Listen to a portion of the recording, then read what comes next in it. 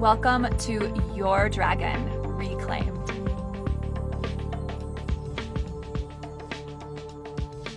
What is up, sensitive soul? Welcome to episode number 70 of Your Dragon Reclaimed. And yeah, I did call you sensitive because I am too. And sensitivity is where it's at these days. Let me tell you, we're going to talk all about our sensitive nature. But first, just let me share that this podcast is for you. If you feel led by your heart, if your soul is pulling you to expand into new and different realities in your life, if you are ready to bring your magic, your fire into the world in the ways in which only you can, then welcome. It's so incredible to have you here. Let's dive in. So I worked with a new client earlier this week. And when she came in for her soul blueprint activation session, she was like, I am so nervous. I don't understand why. I'm so excited to be here. I love your energy, but I'm so nervous and my body literally feels like it is shaking. And I was like, queen, you know what's going on is you are at a threshold. You are here in this time in your life where you are about to expand and step into a whole new way of being. And this session with me is your initiation. People come to me for these readings, for these experiences, or to join one of my mentorships or my programs because they are at a precipice.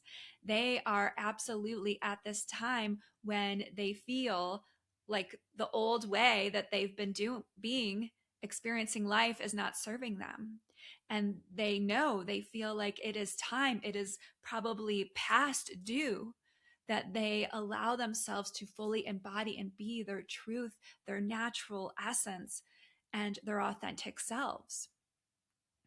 And that feeling of nervousness, that feeling of vibration in the body, of shaking in the body, it's number one.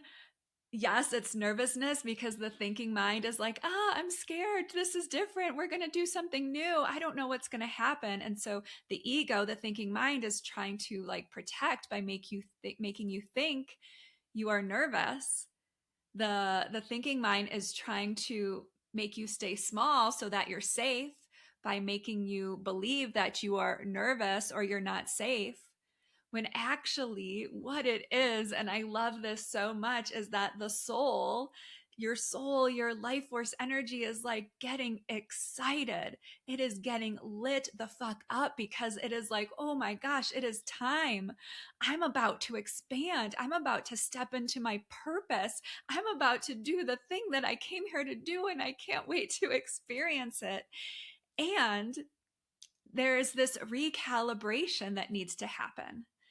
And so there's this shifting of your energy.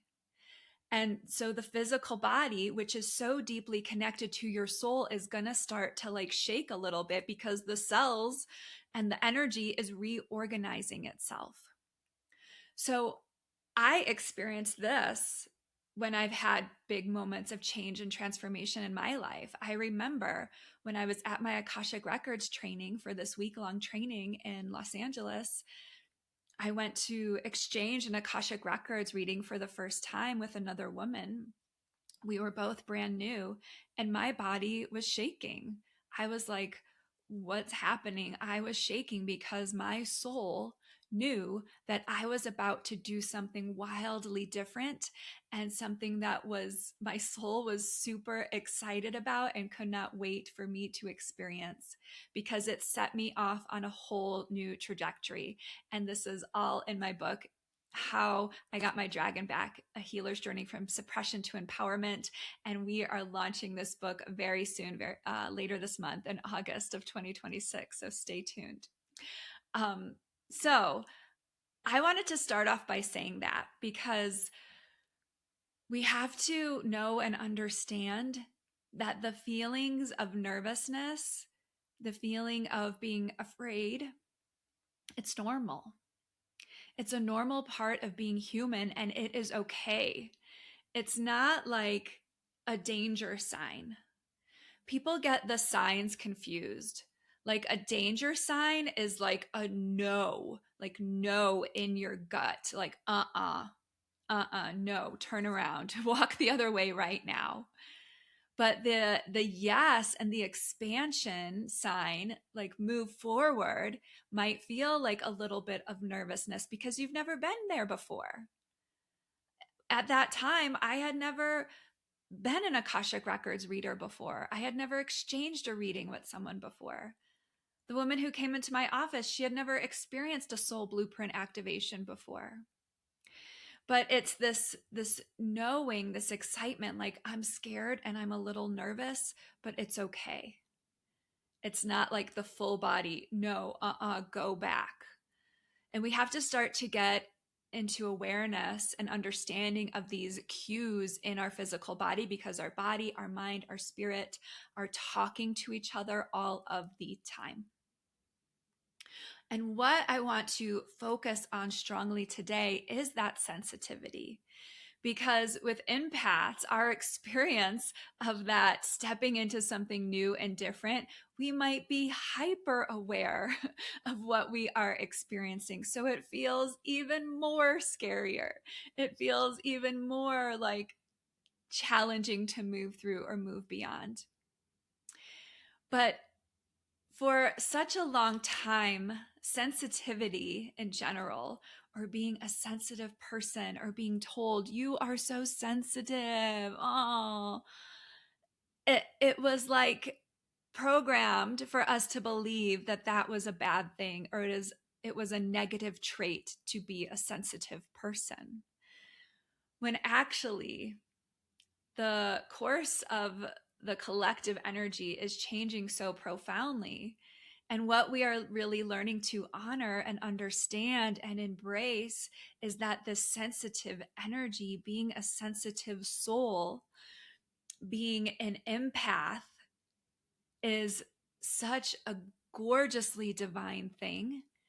And it is actually this incredible gift that makes you strong, that makes you so powerful beyond belief, that people who maybe aren't energy sensitive can't even comprehend or understand.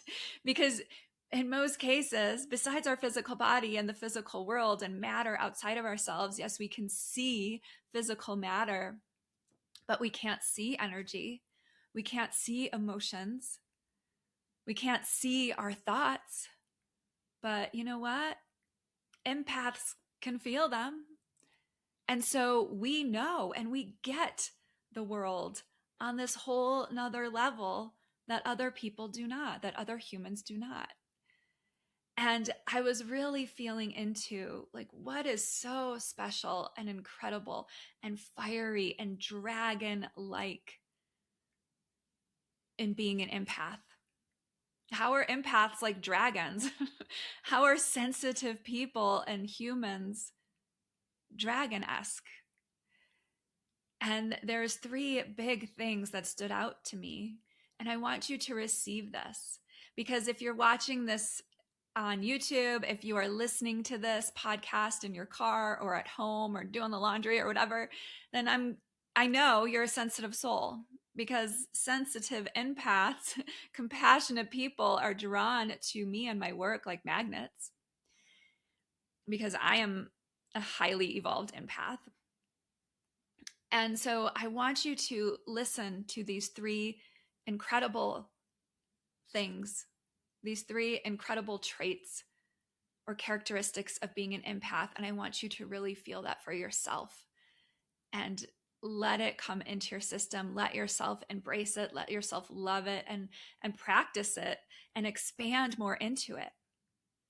So the first one is that you have a highly developed neurological capacity, a highly developed neurological capacity to process information that allows you to connect emotionally with other people. What does that mean? It means that your mind is trained so just like intuitively and intelligently Your mind, your whole system is trained to take in energy, to process it, and understand it on such a deep level. You might understand people more, or another person. You might understand another person, a family, a friend, somebody in your life better than they understand themselves. And when you have understanding for another person in your life, that allows you to gain insight as to why they might be doing or acting or being in some way. That gives you the capacity to share with them more compassion. We're not taking on other people's energy. Remember your boundaries, empath. Remember your boundaries, you little dragon, because we do not want to be taking on other people's energy. And that is something that empaths tend to do a lot until they understand energetic boundaries. But we have the ability to know and see and feel and experience what other people might be experiencing. And that gives us profound insight and wisdom into other people and the rest of the world and the rest of the planet. We can read a room like a boss. We can walk into a room and be like, I know who had a bad day. I know who I want to go hang out with this evening. Or, whoa, that person is like super drunk right now. Like, does that ever happen to you? Like, you're around someone who's really drunk and then you haven't even been drinking and you start to feel a little drunk, right? It's like, woo, give that energy back to them. I don't want it. But it's like, we have the ability to like just feel and understand in such a mystical and beautiful way what's going on with people. And so our really incredible and profound capacity to process this energetic information is this incredible gift, because we can use that to our advantage, like a psychic, like a mind reader. And we want to have boundaries. We don't want to be going in and intentionally reading people's minds. But if we like check in with a person and like, ooh, their energy doesn't feel right, or ooh, their energy feels nice, I want to communicate with them more, then it like helps us expand and connect with the people that we want to connect with. It helps us to disconnect with the people that aren't of service to us. So it's like we are the creators of our own energetic field and what we allow in and what we don't. So that's number one, is this deep capacity to process energetic information. It's such a beautiful gift. And the number two way in which empaths have the opportunity to recognize how like special and how in tune I am with the world around me is that because we have such a deep connection to energy, we get this deep connection to the world around us. I'm not just talking about other people here. I'm talking about plants, about trees. That tree over there, her name is Evie, and she's like a guardian. She's a protector of my property. We get to like hang out with animals. I had this buck following me, and not that we're going to like hang out with wild animals, but like when we have opportunities to connect with their energy, it like takes our human experience to the next level. It's not just like, oh, look, there's a deer with antlers there, or big rack. It's like, oh no, that buck like came into my path, my hiking trail today, because it has a message for me. So it's like we have this magical, deep connection to the rest of the planet, to the earth, to the plants, to the animals, to the cosmos, to the divine. We get to experience beyond the physical because we are so sensitive to energy, and we know that there's so much more out there than just the physical world. We know that there is connection to other beings like angels, other high vibrational beings. We know that we have the ability to connect with our ancestors and our spirit guides and our spirit animals and Mama Gaia and our souls and our highest self. So when you are an empath and you are in tune with energy and you're allowing yourself to receive these high vibrational experiences, then you can like pause and check in and get feedback from the world around you instead of just like being in the matrix and I'm going to do the same thing every day and like pretend like I know all the answers when really I have this whole team in the spirit world that's supporting me all of the time. And at the same time, it is absolutely important for us to have those energetic boundaries to protect ourselves, because we're not just letting any and everything in. We want to be really mindful and only set the intention that only energies of the highest integrity light are allowed to connect with me. So remember that, okay? So we have this incredible capacity to process information. We have this magical world that's available to us that goes beyond the physical. And number 3 is that because we understand and know how to work with energy, we have the capacity to be a freaking life magician. When we are so in tune with energy, and we let ourselves learn how to work with our own energy and the energy of the collective and the energy of the planet and the energy of the universe, then we can start to manifest and call in and be the things that we truly desire. And then you become a life magician. So this takes practice. It takes practice, because again, a lot of empaths go through this journey of like, I'm a sponge, I take on everyone's energy, and oh my gosh, I have to like hide myself and like build this bubble and not let anything in all the time, and I'm so sad, and being an empath is a curse, and all this stuff. And it's like, yes, when we don't understand, when we just feel the energy and we're not taking a stance, or we're not being empowered by our ability, when we're letting our ability become like a detriment, when we're letting our gift, if we're succumbing to the energy of other people instead of really stepping up into and recognizing that our gift is so beautiful and it makes us powerful beyond belief, like feel into that energy, as opposed to, oh, I'm an empath and I take on everyone's energy, as opposed to, I'm an empath and I stand in my power and I know what is happening all around me and I get it and I understand it and I can work with it in a beautiful way to support myself. Like, do you feel the difference between the two?